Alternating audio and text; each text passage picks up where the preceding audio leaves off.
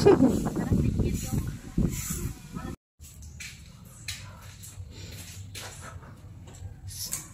yun, Sunday ngayon, weekend na naman.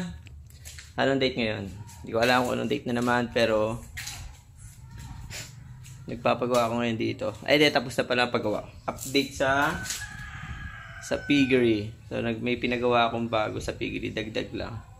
Para yung mga pagkain nila hindi nakakalat sa sahig, hindi na nadudumihan. So nauubos nila ng tama.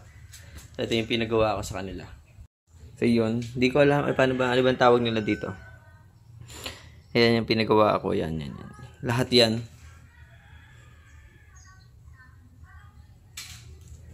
Yan, pati yung ano, pinaayos ko na rin yung tubig nila.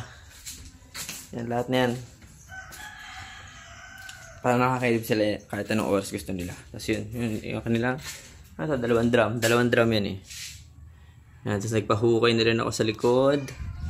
Para yung sobrang tubig ng septic tank doon na pupunta. So ayan, lahat yan meron kainan.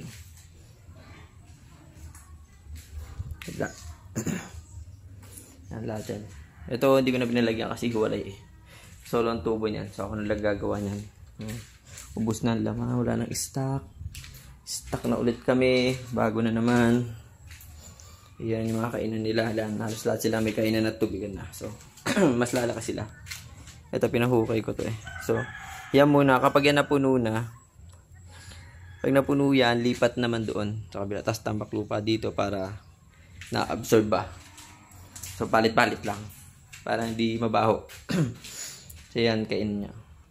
Laki nito. Kasi dito 15. Mayroon na dito bigyan niyan 3. Kasi 15 baboy dito. Kasya 15. 2 to 15.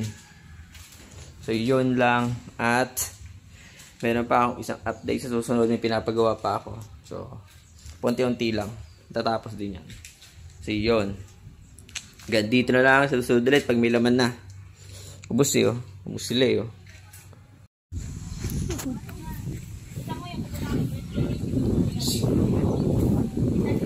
Sila yun ay.